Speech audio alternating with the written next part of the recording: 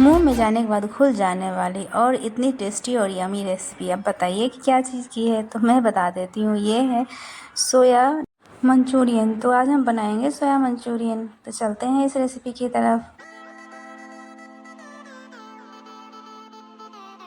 राम राम जी दोस्तों, कैसे हो आप लोग। मैं सुरभि ठाकुर स्वागत करती हूँ अपने इस यूट्यूब चैनल पे। तो आज मैं बना रही हूँ सोया मंचूरियन। तो इसके लिए मैं 1 कप सोयाबीन ली हूँ और इसे गर्म पानी में डालती हूँ इसे खौलने के लिए। और थोड़ा सा मैंने नमक लिया है, कम से कम आधा चम्मच के लगभग, और उसे मैं 2 मिनट के लगभग छोड़ी हूँ। और जब ये थोड़ी सी दुगुनी हो जाए ना फुल के, तब हम चूल्हे को ऑफ़ कर देंगे। तो मेरी हो गई सोयाबीन, तो मैं इसे ऑफ़ कर देती हूँ और इसे फिर मैं छन्नी की मदद से इसे छान लूँगी।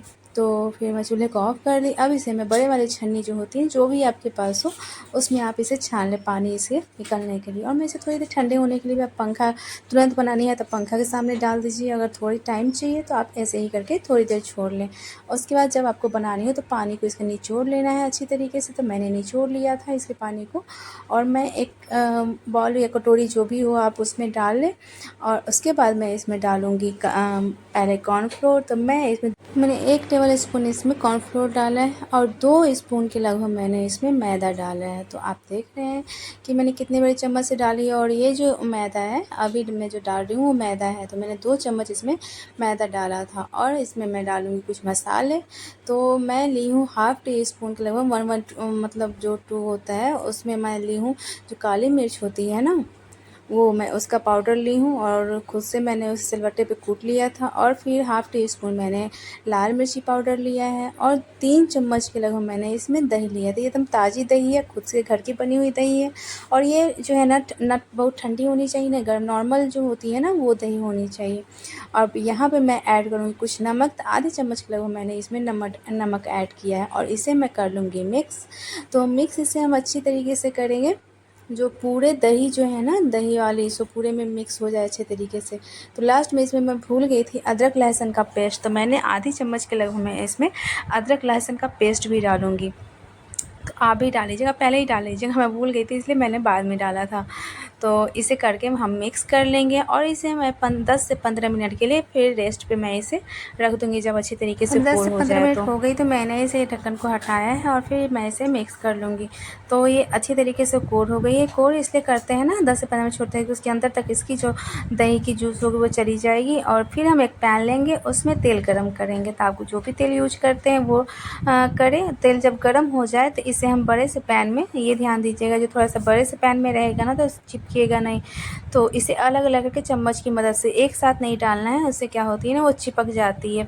तो ये अलग अलग होनी चाहिए। और इसे थोड़ी थोड़ी देर पे आप चलाते रहें कि जिससे ये चारों साइड से क्रिस्पी हो जाए। तो क्रिस्पी हो जाती है ना, उसका टेस्ट बहुत अच्छा आता है। तो ना ही ज़्यादा डार्क होनी चाहिए और ना ही ज़्यादा कम होनी, मतलब होनी चाहिए।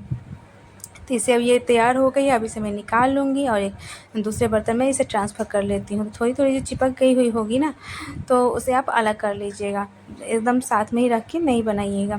फिर मैं दूसरे बैच को भी डालती हूँ। तो जितनी मेरी सोयाबीन थी ना, मतलब न्यूट्रेला थी, उतनी मैं 2 बैच में इसे तैयार करके रखी हूँ। तो थोड़ी सी ऐसे ही होनी चाहिए, फिर मैं दूसरे बैच को भी रख लेती हूँ। तो ऐसे ही करके हम पूरे को फ्राई कर लेंगे। और इसे भी हम उसी तरह फ्राई करेंगे, अलग अलग करके तेल पे रखेंगे, चिपके ना, बस इतना ध्यान देते रहना है।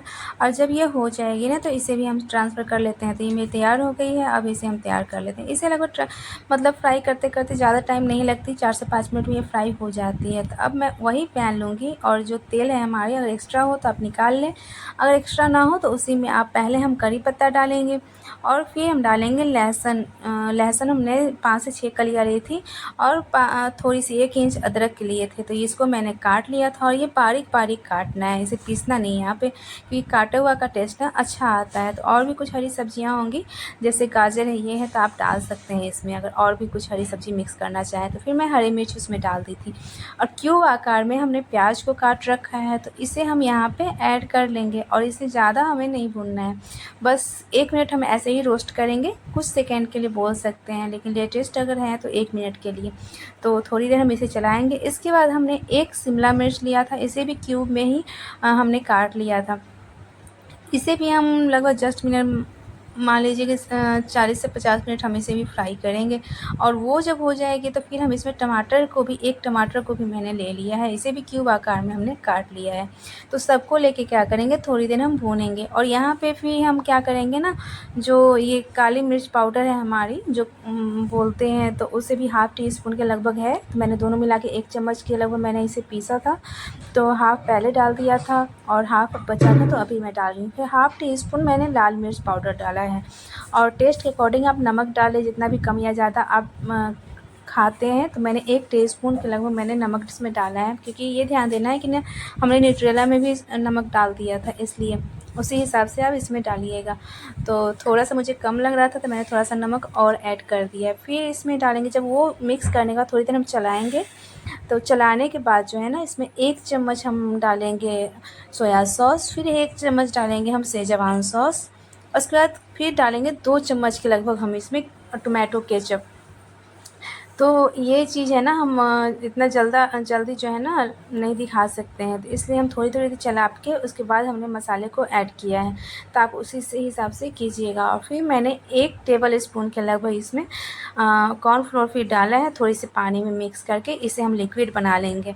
और जब ये हमारी इधर की जो तैयार हो जाएगी ना, मसाले हमारी थोड़ी सी भुन जाएंगी, जैसा कि आप देख रहे हैं इसी हिसाब से, तो इसमें हम थोड़ा-थोड़ा करके जो कॉर्नफ्लेक्स का बनाया है पेस्ट या लिक्विड बोल सकते हैं, इसे हम थोड़ा-थोड़ा करके चलाते रहेंगे। एक हाथ से डालते रहेंगे और एक हाथ से चलाते रहेंगे। नहीं तो एक बार में नहीं डालना है इसे, नहीं तो ख़राब हो जाएगी वो। तो ऐसे ही थोड़ी देर हम चलाएँगे, लगभग 2 मिनट के लगभग, और ये हमारी पूरे मसाले में और गाढ़ी-गाढ़ी हो जाएगी। जब हम कॉर्नफ्लोर डालते हैं ना, तो थोड़ी देर चूल्हे पे डालने के बाद वो थोड़ा-सा गाढ़ा हो जाता है। उसके बाद हम इसमें करेंगे सोयाबीन को ऐड। और सोयाबीन बस इस टाइम में ये ध्यान देना है कि एक भी सोयाबीन चिपके नहीं रहनी चाहिए।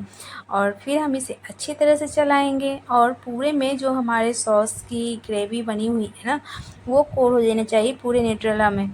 तो इतनी अच्छी लगती है ना, क्या बताऊँ। और यहाँ पे अगर आपको ज़रूरत पड़े तो 2 से 3 चम्मच आप पानी ऐड कर सकते हैं।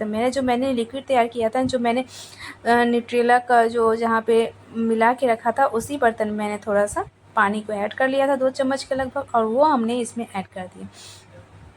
2 से 3 मिनट बस हम चलाएंगे, क्योंकि ऑलरेडी हमें इसमें ग्रेवी चाहिए नहीं, और बस मिक्स करनी है। और 2 से 3 मिनट चलाएंगे, फिर जो भी पानी हमने रखी थी ना, वो कोट हो जाएगी अच्छे तरीके से। और फिर हम चूल्हे को कर देंगे, थोड़ा देर ढकेंगे, और फिर 2 मिनट बाद हम इसे बंद कर देंगे। तो ये हमारी अब हो गई है तैयार। अब हम करेंगे चूल्हे को बंद। तो थोड़ी देर हम उसके बाद क्या करेंगे, आपको रेस्ट करके दिखाएंगे, जो रेस्ट करने के बाद ये कैसी लगती है।